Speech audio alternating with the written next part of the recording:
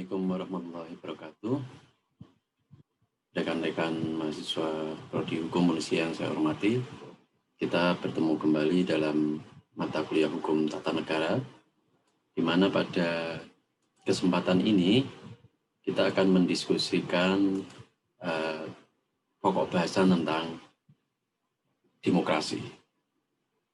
Jadi pokok bahasan ini sangat penting karena dalam studi Hukum Tata Negara kita perlu mempelajari tentang sistem pemerintahan yang diterapkan oleh sebuah negara. Dan salah satu sistem pemerintahan yang banyak diterapkan di negara-negara modern saat ini adalah sistem demokrasi. Oleh karenanya, pembahasan tentang sistem demokrasi ini menjadi sangat penting, karena ini menjadi salah satu pilar di dalam mempelajari hukum tata negara yang diterapkan dan berlaku di sebuah negara. Kalau kita bicara tentang sistem demokrasi, ini sebenarnya kita bicara tentang cara pemerintahan itu dijalankan. Jadi kalau kita lacak dalam sejarah peradaban umat manusia, dalam konteks penyelenggaraan tata pemerintahan, ini sejak zaman Yunani kuno, ini sudah ada penelitian yang dilakukan terkait dengan model tata pemerintahan yang dijalankan oleh masyarakat pada abad-abad awal atau pada era-era awal peradaban manusia. Jadi di era Yunani kuno saat itu ada berlaku beberapa model penyelenggaraan pemerintahan. Jadi ada pemerintahan yang dilakukan oleh ada pemerintahan yang diselenggarakan oleh satu orang, ada pemerintahan yang diselenggarakan oleh sedikit orang, dan ada pemerintahan yang diselenggarakan oleh banyak orang. Pemerintahan yang diselenggarakan oleh satu orang itu disebut pemerintahan monarki, sedangkan pemerintahan yang diselenggarakan oleh sedikit orang itu disebut aristokrasi, sedangkan pemerintahan yang diselenggarakan oleh banyak orang itu disebut dengan demokrasi. Meskipun istilah demokrasi ini sendiri di dalam literatur di masa Yunani kuno ini dianggap memiliki konotasi negatif. Jadi demokrasi itu dianggap dekat dengan mobokrasi. Jadi pemerintahan oleh banyak orang, tetapi dia tidak tidak diselenggarakan secara wise, secara bijaksana. Ketika kita bicara tentang sistem pemerintahan, baik itu monarki, aristokrasi maupun demokrasi, sebenarnya kita pada saat yang sama juga harus mendiskusikan tentang sumber dari mandat dalam penyelenggaraan pemerintahan atau kedaulatan.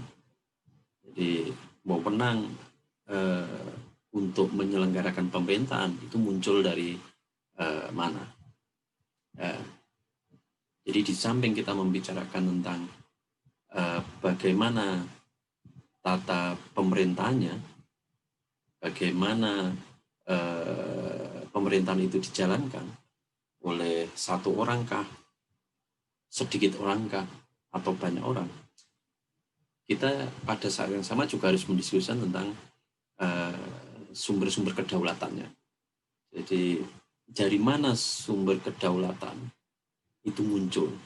Dari mana justifikasi penyelenggara pemerintahan itu dari mana penyelenggara pemerintahan itu mendapatkan justifikasi untuk menjalankan pemerintahan. Itu disebut dengan kedaulatan. Jadi siapa sebenarnya yang berdaulat? Siapa sebenarnya memiliki otoritas atau siapa yang sebenarnya memiliki hak untuk menyelenggarakan pemerintahan? Kalau kita bicara tentang jenis-jenis kedaulatan, itu ada setidaknya 4 jenis kedaulatan yang sering didiskusikan di dunia akademik. Jadi yang pertama adalah teokrasi.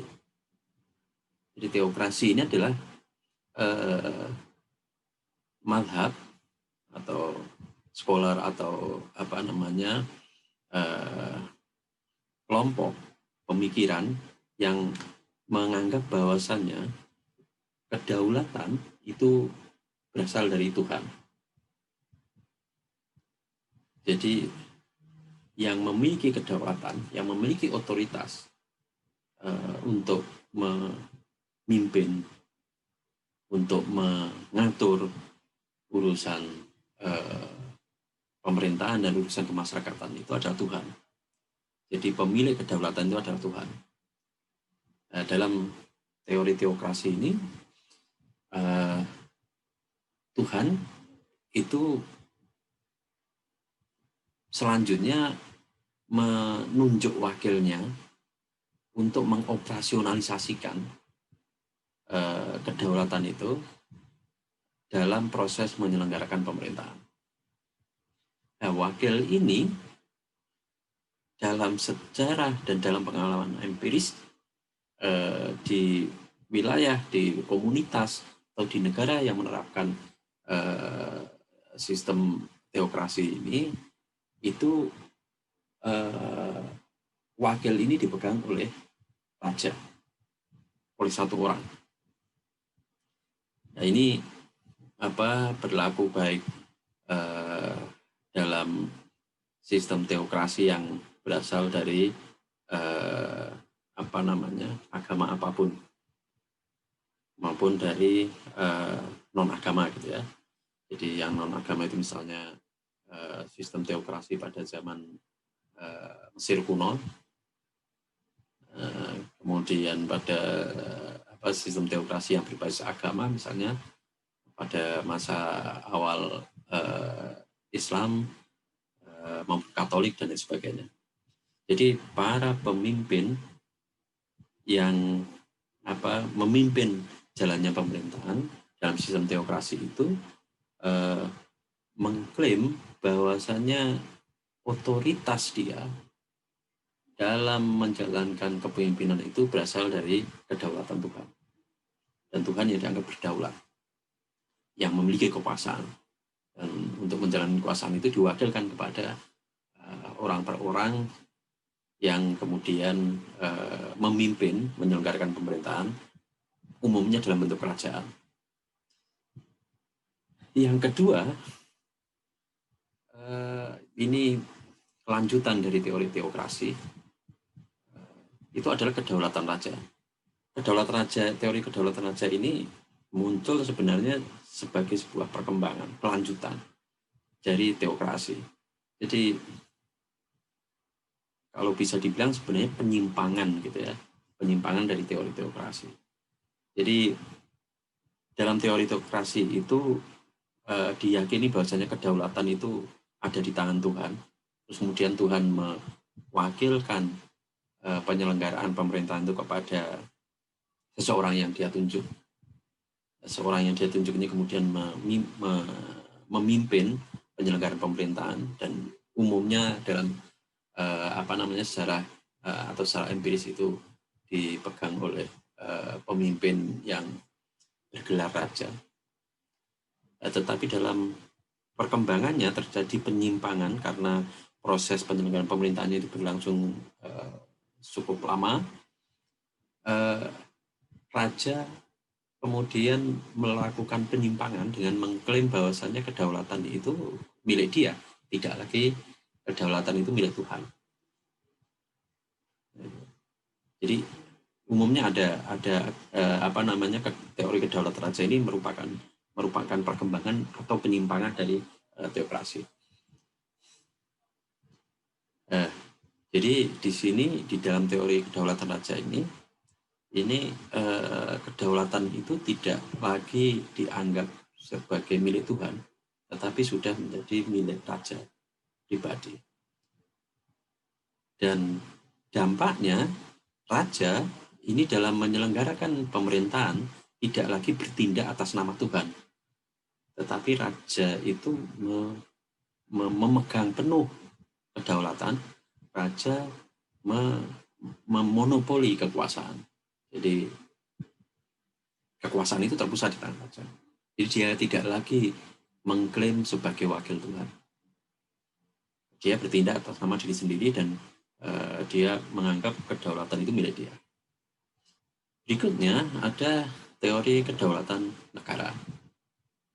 Ini juga merupakan perkembangan dari teori kedaulatan raja ketika sistem monarki ini mulai mendapatkan penentangan karena dianggap korup, dianggap otoriter,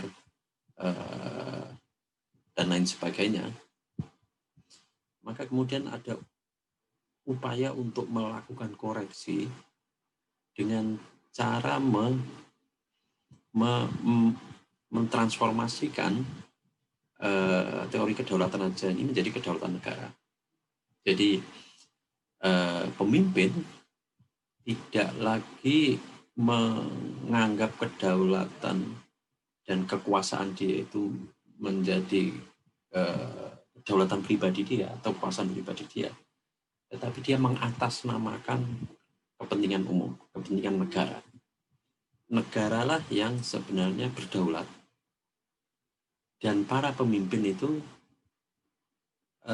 menjalankan pemerintahan atas nama kedaulatan negara. Jadi yang berkuasa itu negara, tetapi kekuasaan negara itu diselenggarakan oleh para pemimpin. Jika kedaulatan raja tadi menyebabkan raja itu berdaulat penuh, raja itu berkuasa penuh, raja tidak tunduk pada siapapun, raja itu berwenang membentuk hukum dan melaksanakan hukum. Di dalam kedaulatan negara ini berbeda. Jadi pemimpin itu bisa pemimpin yang terdiri satu orang atau sedikit orang atau banyak orang itu tidak lagi berdaulat secara penuh karena yang berdaulat adalah negara. Jadi dia harus tunduk pada hukum negara. Pemimpin tidak lagi berkuasa secara mutlak. Jadi semuanya tunduk di bawah negara dan tunduk kepada hukum negara. Berikutnya adalah kedaulatan hukum. Teori kedaulatan hukum ini mengedepankan pada supremasi dari hukum. Jadi siapapun yang memegang dan menjalankan pemerintahan itu harus tunduk pada hukum. Jadi tidak ada kekuasaan yang mutlak, karena semua kekuasaan itu dibatasi oleh hukum, diatur oleh hukum. Jadi hukumlah yang berdaulat. Nah, di sisi lain juga ada jenis kedaulatan rakyat atau demokrasi. Jadi kalau dalam kedaulatan rakyat ini yang dianggap memiliki kedaulatan itu adalah rakyat, dan rakyat kemudian memilih wakil-wakil untuk menyelenggarakan pemerintahan. Pemimpin menjalankan mandat dari rakyat. Jadi kalau sebenarnya kita perbandingkan atau kita klasifikasikan gitu ya, jadi jenis-jenis kedaulatan ini teori teokrasi, teori kedaulatan raja, ini berhadapan dengan teori demokrasi. Terus kemudian di sisi lain ada teori kedaulatan negara dan teori kedaulatan hukum. Nah, dalam prakteknya saat ini, tidak ada atau terkait dengan penerapan teori kedaulatan ini dalam prakteknya sekarang ini tidak ada negara yang menerapkan satu teori secara khusus. Jadi biasanya itu sudah mix. Jadi menggabungkan beberapa teori kedaulatan. Dalam negara demokrasi sekarang ini misalnya rata-rata mereka mengakui adanya kedaulatan rakyat, tetapi pada saat yang sama juga mengakui adanya kedaulatan hukum. Jadi seperti Indonesia itu menganut sistem demokrasi, kedaulatan ada di tangan rakyat, tapi pada saat sama Indonesia juga mendeklar diri sebagai negara hukum. Jadi demokrasi atau nomokrasi gitu ya. Jadi Indonesia itu demokrasi plus nomokrasi. Kenapa diperlukan demokrasi plus nomokrasi? Tidak cukup hanya demokrasi, karena kalau demokrasi saja itu bisa berpeluang membawa perkembangan bangsa ke arah mobokrasi. Jadi ke arah demokrasi yang tidak tertib, yang tidak mengarah pada kepentingan bersama dan sebagainya, tidak teratur. Ya. Nomokrasi itu bisa menjaga demokrasi agar bisa tetap on the track. Ya. Di saat yang sama, ini negara-negara yang menganut kedaulatan raja, ini juga saat ini juga rata-rata sudah tidak murni lagi. Jadi teori kedaulatan raja yang diterapkan di sebuah negara itu pada umumnya juga sudah di mix dengan kedaulatan negara atau kedaulatan hukum. Makanya sekarang banyak negara yang ada beberapa negara yang menganut sistem monarki, tetapi dia menambahkan monarkinya dengan monarki konstitusional. Jadi sistem monarki yang dibatasi oleh konstitusi. Jadi kalau kita lihat dalam perspektif teori kedaulatan ini, dalam perkembangan di dunia modern saat ini, negara-negara yang menganut teori-teori kedaulatan tertentu itu tidak ada lagi yang menganut satu teori kedaulatan secara absolut, tapi rata-rata sudah dimix, sudah dicampur. Kalau kita bicara lagi tentang demokrasi, kita bicara lebih jauh tentang demokrasi. Ini demokrasi ini bagaimana konsep yang disampaikan pada era Yunani kuno. Demokrasi ini merupakan satu jenis pemerintahan yang dipimpin oleh banyak orang. Ini dibedakan dengan aristokrasi, yakni pemerintahan yang dipimpin oleh sedikit orang, maupun monokrasi atau teokrasi, atau pemerintahan yang dipimpin oleh satu orang. Ada beberapa sarjana yang mengajukan definisi tentang demokrasi, tetapi pada umumnya titik tekannya sama, yakni demokrasi itu pemerintahan yang dipimpin oleh banyak orang. Misalnya definisi yang dikemukakan oleh Abraham Lincoln itu dia menyebut demokrasi is government from the people, by the people, and for the people. Jadi rakyat banyaklah yang menjalankan pemerintahan, yang memiliki kedaulatan. Dalam menyelenggarakan pemerintahan, kedaulatan rakyat tadi itu, rakyat yang berdaulat tadi itu harus mewakilkan kedaulatannya kepada para wakil-wakil rakyat. Kenapa? Karena perkembangan kehidupan ini menyebabkan jumlah populasi dalam sebuah komunitas, jumlah populasi dalam sebuah daerah atau dalam sebuah negara menjadi semakin besar. Di dalam struktur komunitas, dalam struktur negara yang jumlah populasinya, jumlah rakyatnya itu besar, itu sistem demokrasi itu tidak mungkin dilaksanakan secara langsung. Artinya rakyat tidak bisa, rakyat selaku pemilik kedaulatan akan sulit terlibat langsung dalam menjalankan roda pemerintahan. Di dalam pengalaman empiris di era Yunani kuno, itu model demokrasi langsung itu bisa diterapkan di tingkat polis, negara kota yang populasi penduduknya, populasi rakyatnya itu kecil. Tetapi begitu jumlah populasi ini semakin besar, wilayah negara itu semakin luas, maka model pemerintahan yang dipimpin oleh rakyat banyak melalui demokrasi langsung itu menjadi sesuatu yang mustahil.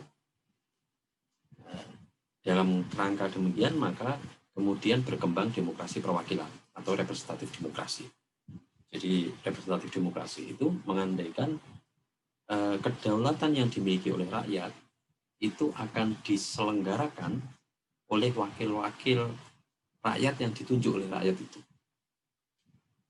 Wakil-wakil rakyat ini akan menjalankan kekuasaan berdasarkan mandat dari rakyat. Jadi kalau kita lihat atau kita pelajari lebih jauh, teknis implementasi kedaulatan rakyat itu bisa diwujudkan dalam bentuk dua model. Satu, demokrasi langsung, yang kedua adalah demokrasi perwakilan.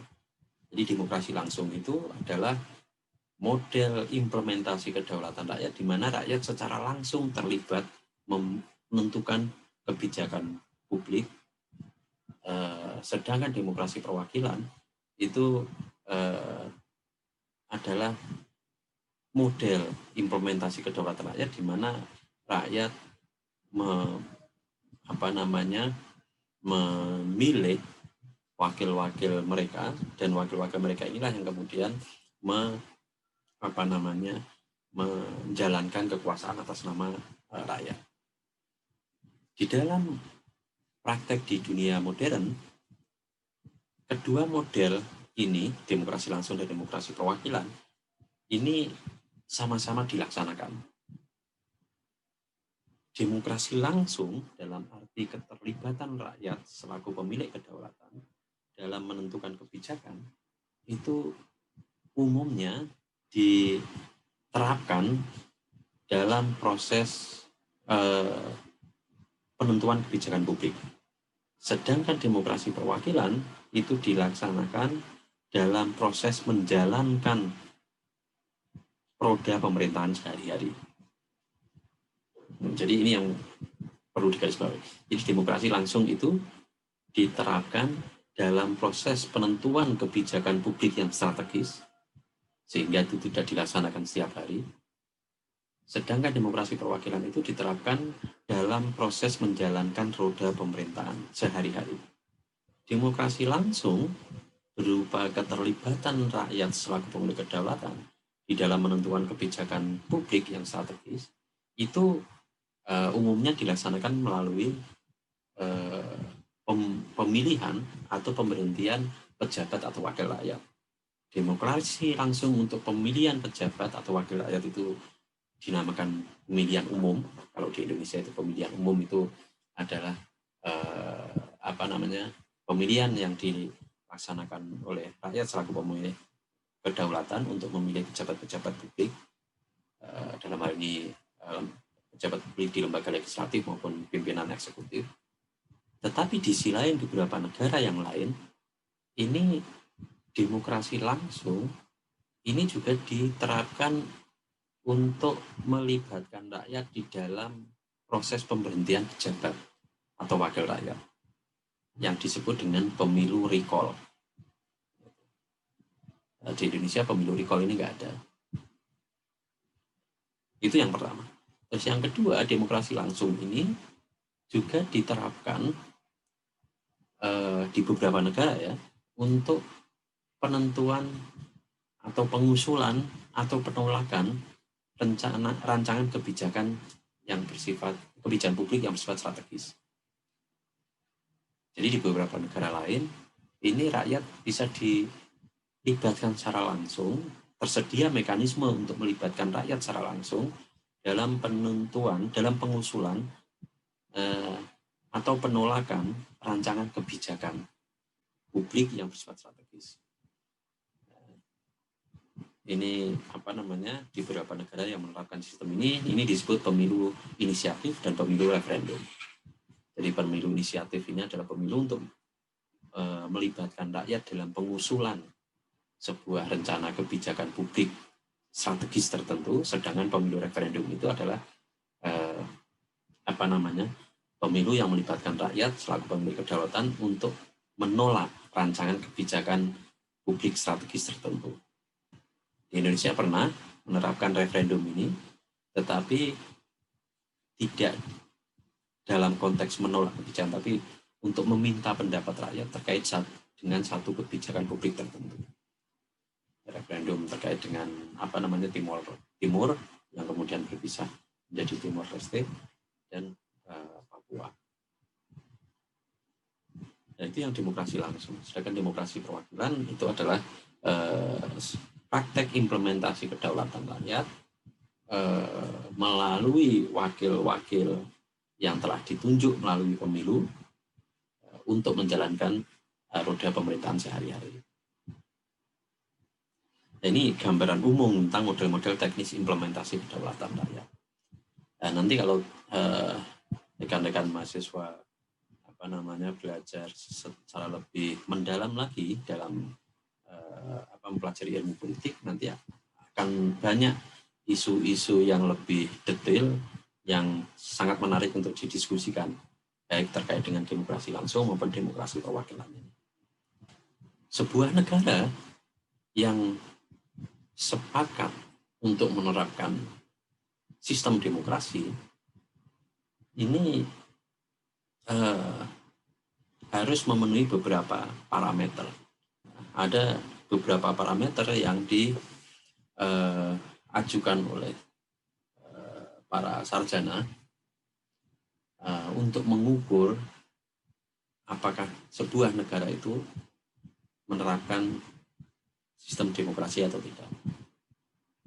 Parameter-parameter ini berbeda-beda di antara para sarjana.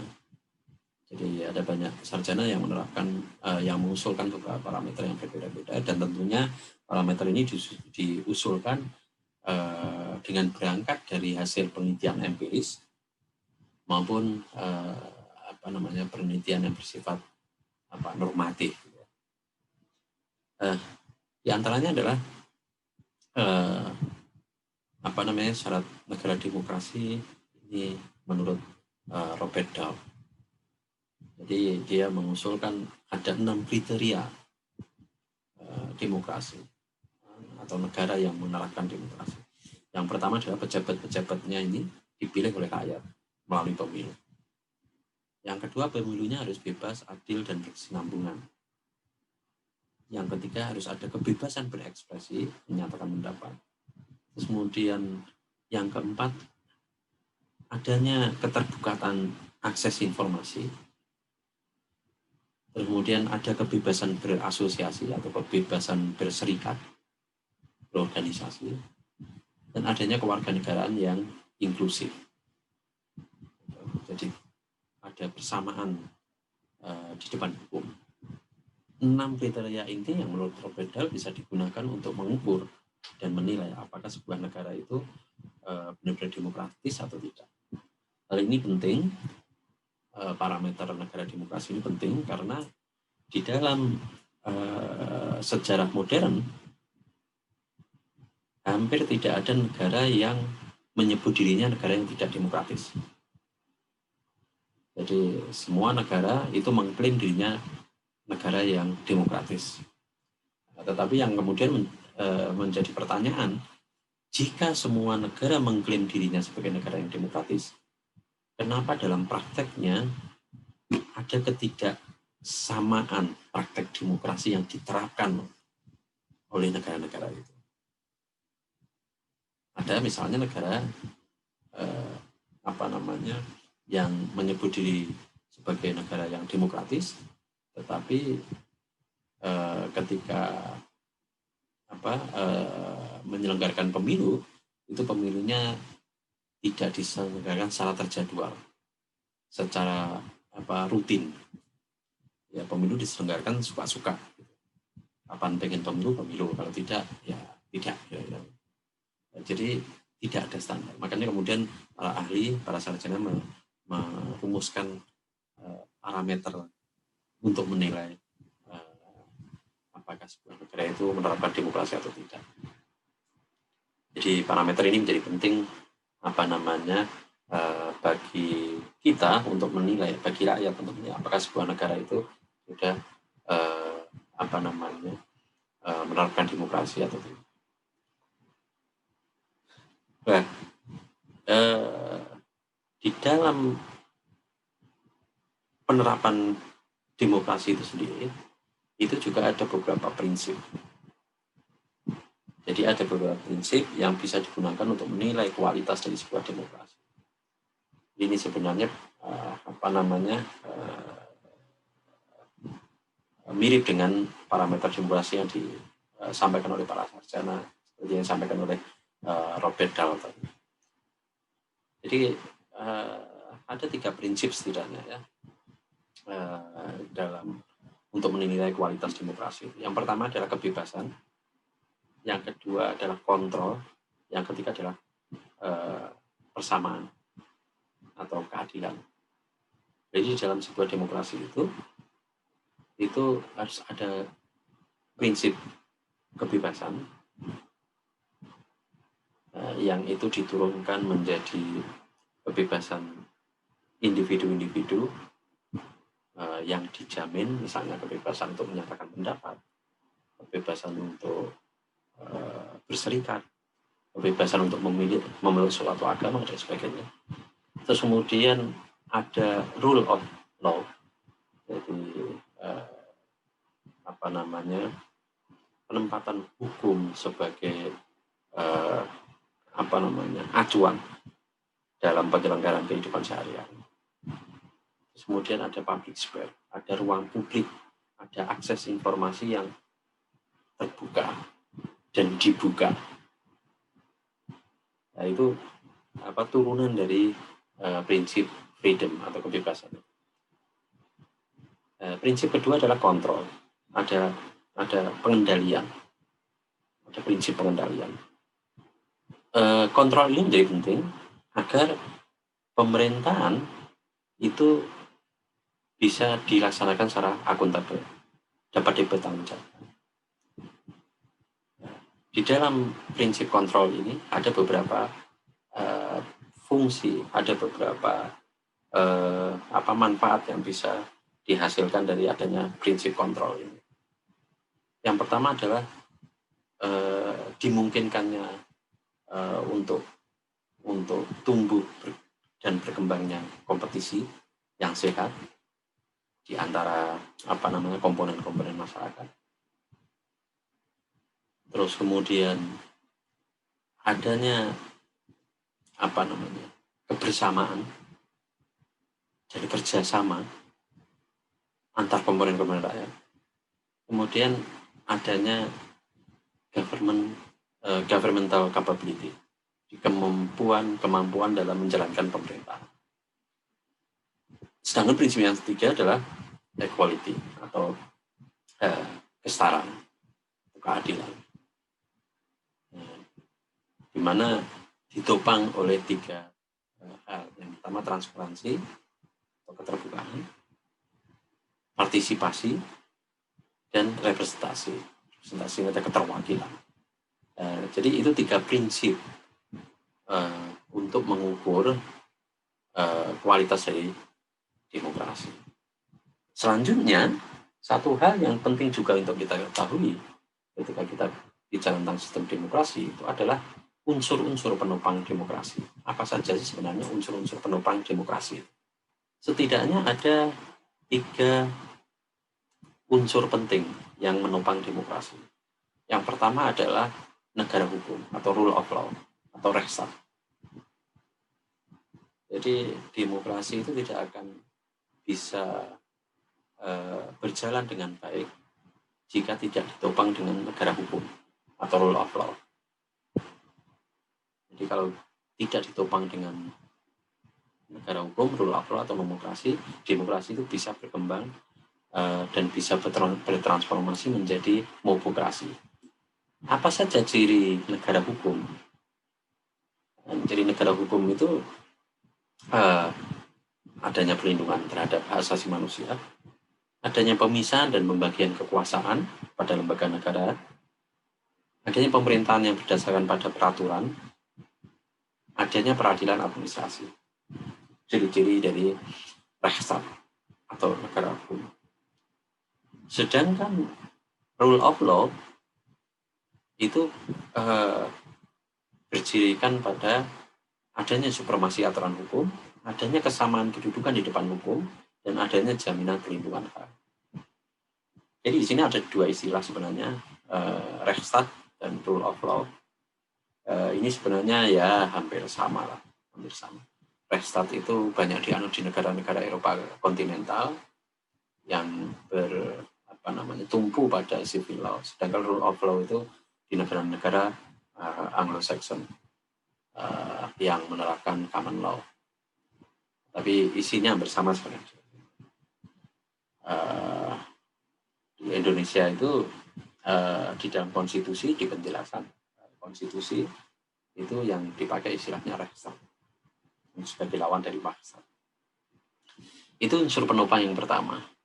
Unsur penopang demokrasi yang kedua adalah adanya masyarakat madani atau civil society. Jadi pemerintahan oleh rakyat banyak itu harus ditopang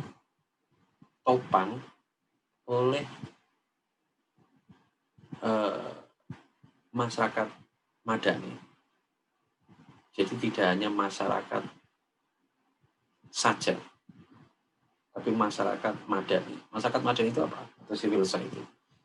Jadi masyarakat yang terbuka, yang bebas dari pengaruh kekuasaan dan tekanan negara, masyarakat yang kritis dan berpartisipasi secara aktif, serta masyarakat yang egaliter. Dalam sebuah negara atau dalam sebuah wilayah yang mengklaim diri menerapkan demokrasi, tetapi civil society atau masyarakat madaninya tidak tumbuh, yang ada hanyalah gerombolan dari masyarakat, maka demokrasinya tidak akan berkembang. Nah, masyarakat madani itu yang seperti apa? Ya itu tadi, masyarakat yang terbuka, masyarakat yang bebas dari pengaruh kekuasaan dan tekanan negara, jadi dia independen. Terus kemudian kritis, egaliter, dan berpartisipasi.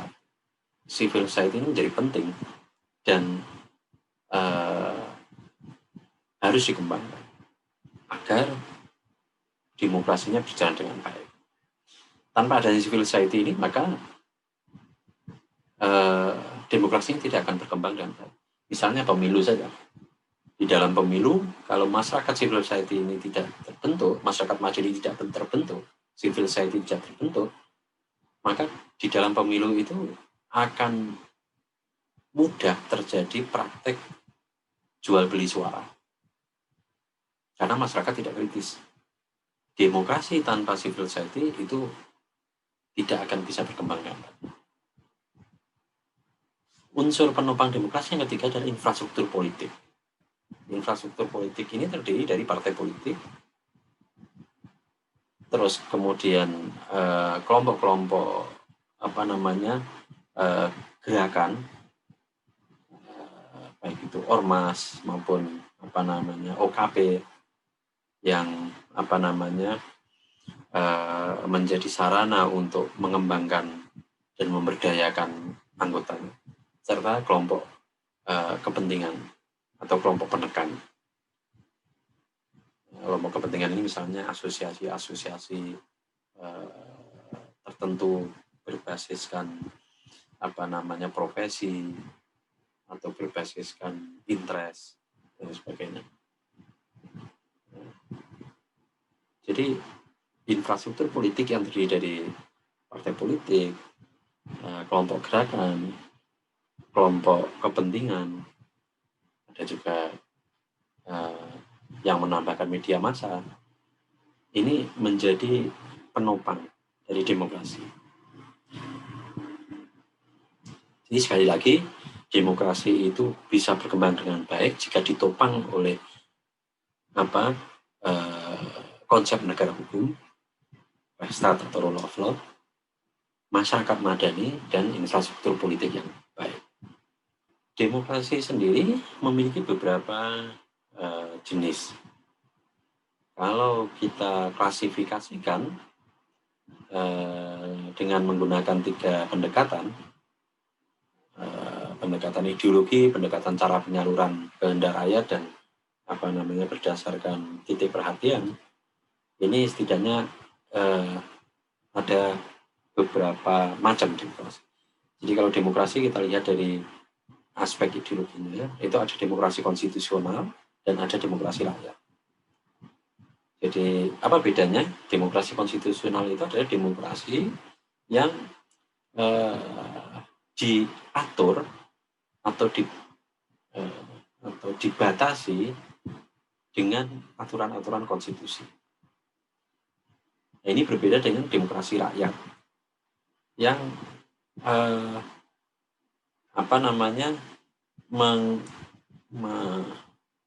menerapkan partisipasi rakyat secara absolut. Demokrasi rakyat ini seringkali menghasilkan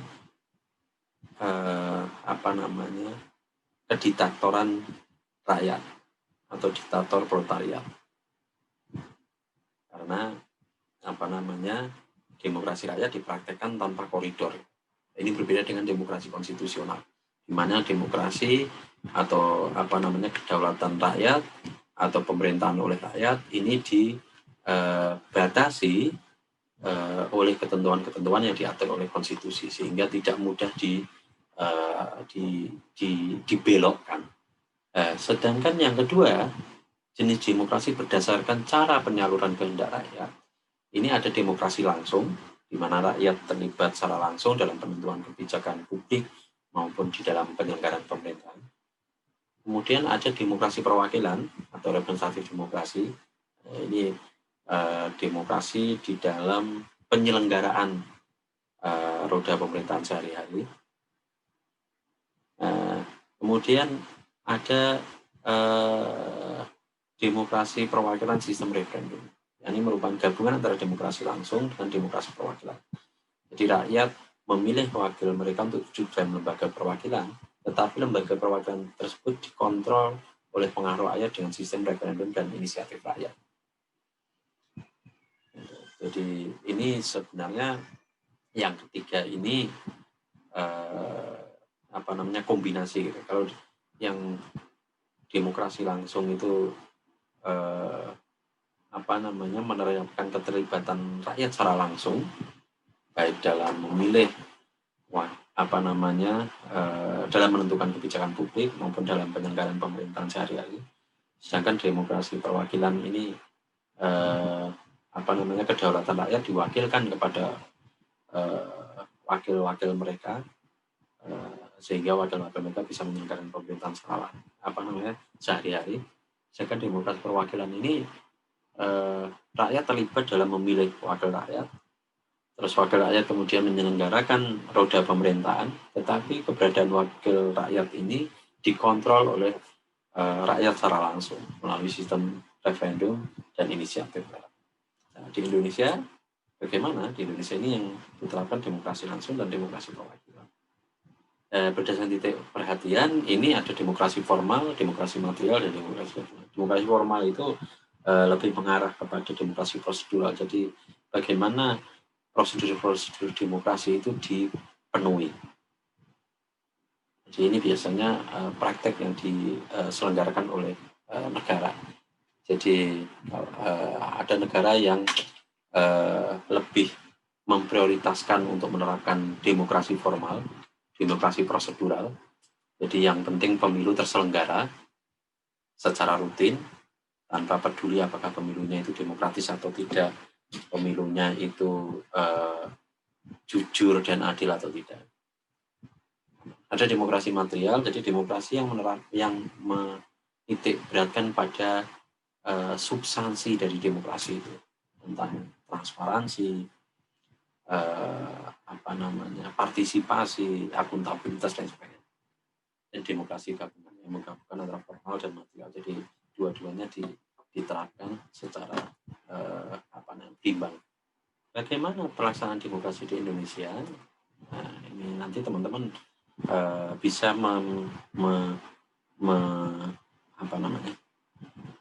merefleksikan secara lebih jauh, bisa berkontemplasi, bisa membaca lebih jauh dan mendiskusikan lebih jauh untuk melihat bagaimana pelaksanaan demokrasi di Indonesia.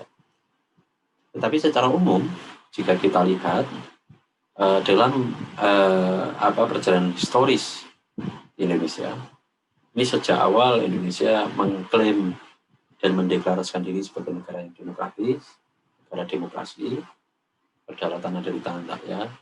Tetapi pelaksanaannya ini memang berubah-ubah. Jadi pada fase awal itu antara tahun 45 sampai tahun 59 itu kecenderungannya sistem demokrasi yang diterapkan itu cenderung ke demokrasi parlementer. Jadi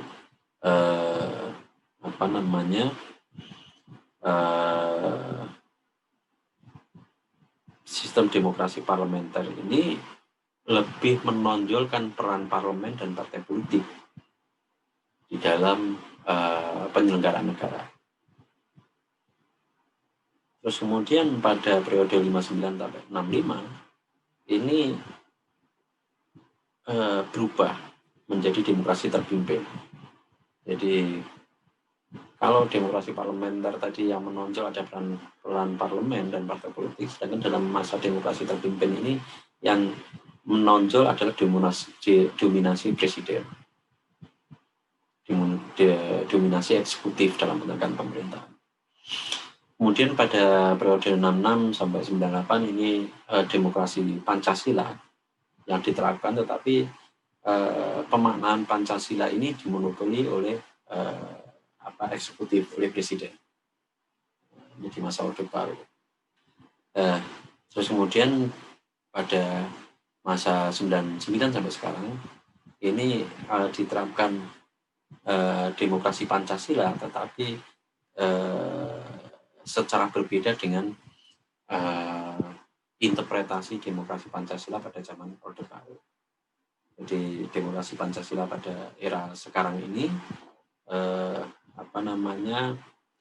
dia lebih cenderung mendorong partisipasi rakyat, mendorong keseimbangan kekuatan antar lembaga negara, baik itu kekuatan legislatif maupun eksekutif dan yudikatif, serta menonjolkan peran partai politik dan kelompok-kelompok kepentingan dan media massa.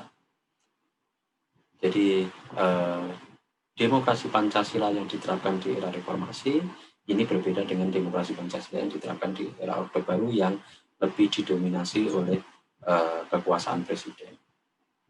Tentunya praktek-praktek dalam bentuk teknis implementasi demokrasinya ini memang masih belum stabil, masih ada beberapa perubahan yang terjadi secara terus-menerus selama era reformasi ini. Kalau kita lihat salah satunya dalam sistem penyelenggaraan pemilu misalnya itu masih selalu terjadi perubahan sistem.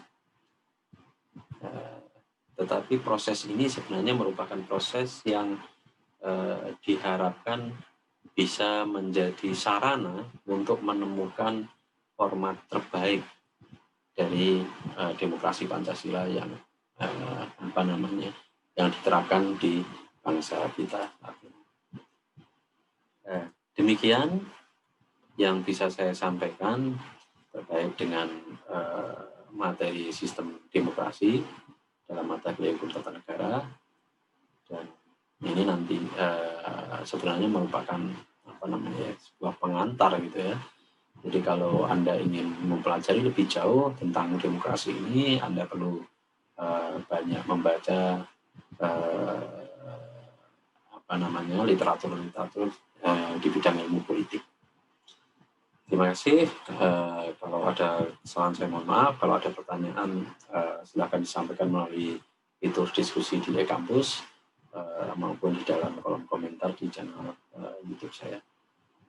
Assalamualaikum warahmatullahi wabarakatuh.